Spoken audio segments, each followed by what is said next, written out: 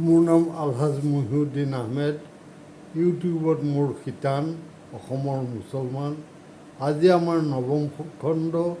আজিৰ বিষয়বস্তু হ'ল অসমৰ দেশী মুছলমান।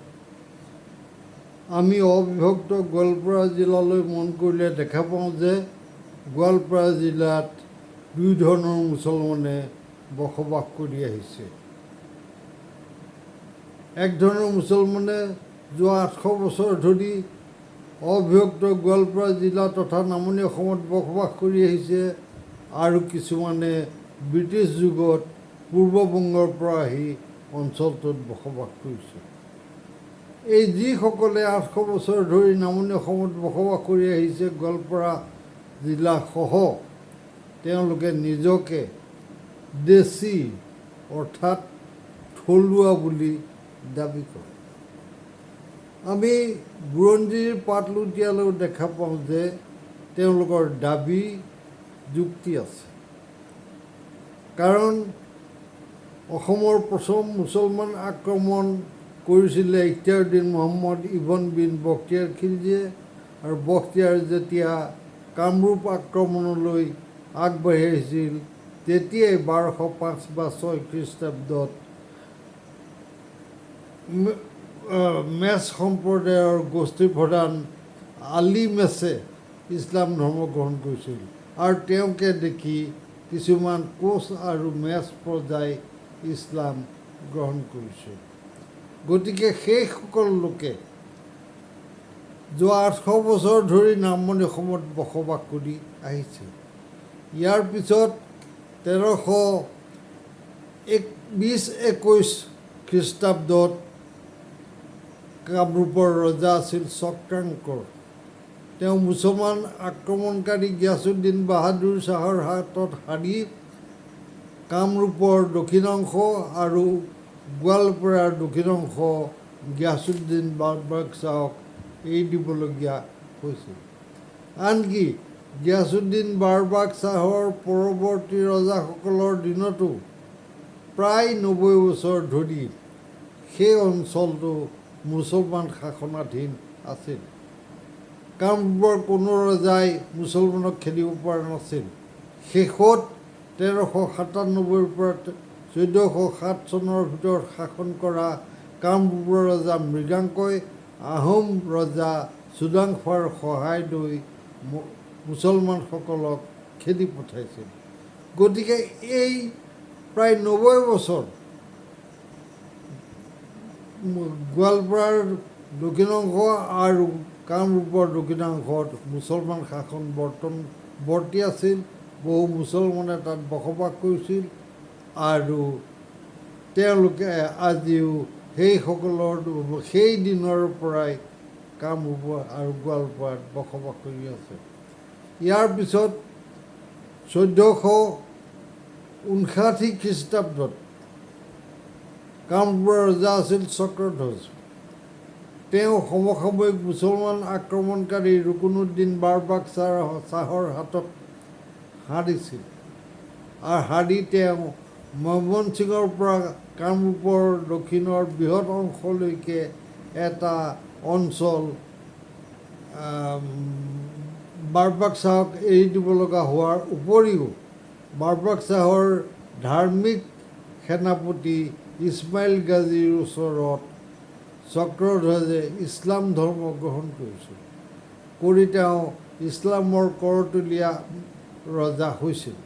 গতিকে যি সময়ত ৰাজ্যৰ একাংশ মুছলমানে শাসন কৰিছিল, আন অংশত চক্ৰধ্বজ ৰজা আছিল যদিও তেওঁ যিহেতু ইছলাম ধৰ্ম গ্ৰহণ কৰিছিল, আকৌ তেওঁকে দেখি তেওঁৰ জনসাধাৰণেও বহুতে হয়তো ইছলাম ধৰ্ম গ্ৰহণ কৰিছিল। গতিকে এনেকুৱা এটা সময়ত তেওঁ 20 বছৰ শাসন কৰিছিল। এনেকুৱা এটা সময়ত বহু মুছলমানক সংস্থাপন কৰা হৈছিল, বহুত স্ব-ইচ্ছাৰে তালৈ আহিছিল, আৰু সেইসকল সেই 15 শতিকাৰ পৰাই নামনিত বসবাস কৰি আহিছে। ইয়াৰ পিছত 1498 খ্ৰীষ্টাব্দত হুছেইন শ্বাহে অবিভক্ত গোৱালপাৰাসহ নামনি অসম দখল কৰিলে। তেওঁ ইমানেই শক্তিশালী আছিল যে হাজোৰ সীমাঞ্চল হোৱাৰ কাৰণে হাজো মুছলমান সাম্ৰাজ্যৰ সীমাঞ্চল হোৱাৰ কাৰণে তেওঁ হাজোত গৌৰৰ পৰা বহু মুছলমান আনি তাত উপনিৱেশ স্থাপন কৰিছিল। আৰু তেওঁ যে নিগাজীকৈ বহুদিন বাস কৰিছিল তাৰ প্ৰমাণস্বৰূপে তেওঁ গৌৰীপুৰৰ ওচৰৰ ৰঙামাটি মছজিদ সাজিছিল। মছজিদত প্ৰায় 90 ফুট দ পকা কুঁৱা খাইছিল। মছজিদৰ পৰা 3 কিলোমিটাৰমান আঁতৰলৈ আলমগঞ্জত আহল বহল এখন 85 ফুট বহল ঈদগাহ মৈদান তৈয়াৰ কৰিছিল, তাতো পকা কুঁৱা খাইছিল। সেই ঈদগাহ মৈদানৰ বিষয়ে অসমৰ কোনো বুৰঞ্জীত উল্লেখ নাই, কেৱল পুৰাতত্ত্বইহে লিখি থৈছে।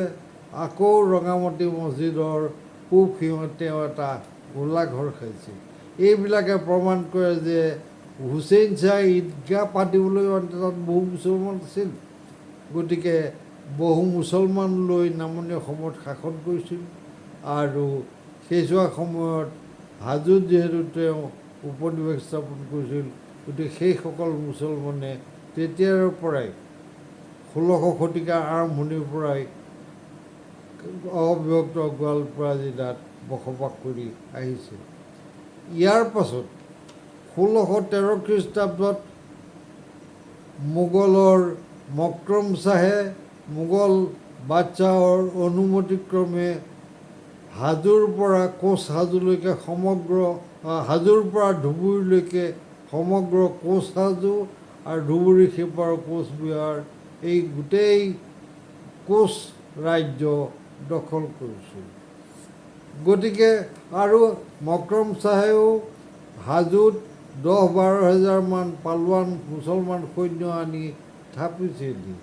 গতিকে সেইসকলে আৰু সেই সময়ত গোৱালপাৰা বা কামৰূপলৈ অহাসকলে আজি 400-500 বছৰ ধৰি সেই অঞ্চলত বসবাস কৰি আহিছে। ইয়াৰ পাছত 1682 খ্ৰীষ্টাব্দৰ ইটাখুলি ৰণত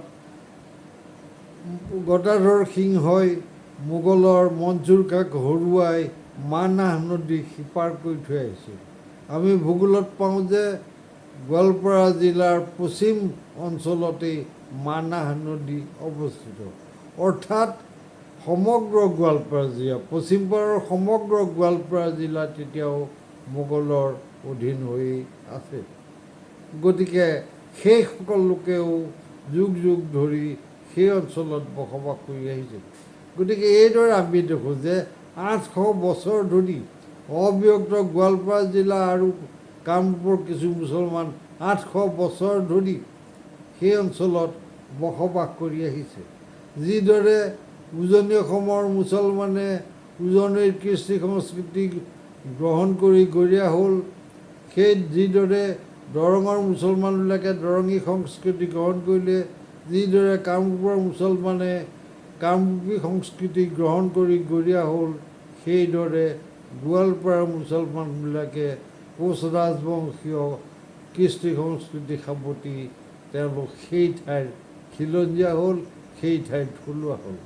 গতিকে যুগ যুগ ধৰি যিহেতু অবিভক্ত গোৱালপাৰা জিলা আৰু নামনি অসমত তেওঁলোকে বসবাস কৰি আহিছে, যিহেতু তেওঁলোকে কোচ ৰাজবংশীয় কৃষ্টি সংস্কৃতিক নিজৰ কৰি লৈছে, যিহেতু গোৱালপৰীয়া সংস্কৃতিৰ উত্তৰণৰ কথা তেওঁলোকে চিন্তা কৰিছে, গতিকে সেইসকল মুছলমানে নিজকে দেশী বা থলুৱা বুলি দাবী কৰি আহিছে আৰু সেই দাবী যুক্তিসংগত। কিন্তু ঘটনা হ'ল কি, 1874 চনতহে অবিভক্ত গোৱালপাৰা জিলাক মুখ্য আয়ুক্তৰ ৰাজ্যৰ ভিতৰলৈ সোমোৱা হ'ল। অসমৰ কাছাৰ, গাৰো পাহাৰ আৰু চিলেট লৈ সেইখন ৰাজ্যক অবিভক্ত গোৱালপাৰাক লৈ 1874 চনতহে মুখ্য আয়ুক্তৰ ৰাজ্যৰ ভিতৰ সোমোৱা হ'ল আৰু তাৰপিছত সেয়া অসমৰ ৰাজ্য হ'ল। গতিকে 1874 চনতহে থলুৱা হৈও খিলঞ্জীয়া হৈও গোৱালপাৰাৰ মুছলমানসকল অসমীয়া হ'ল গতিকে তেওঁলোকৰ যিটো তাৰ আগৰ তেওঁলোক বংগীয় কৃষ্টি সংস্কৃতিৰ অধীনৈ আছিল, গতিকে সাজ সজ্জাত কিঞ্চিত পাৰ্থক্য দেখা পালেও কিন্তু অবিভক্ত গোৱালপাৰা জিলাৰ 800 বছৰ ধৰি বসবাস কৰি অহা মুছলমানসকল অঞ্চলটোৰ তথা অসমৰ খিলঞ্জীয়া মানুহ, অসমৰ দেশী বা থলুৱা মানুহ। ধন্যবাদ।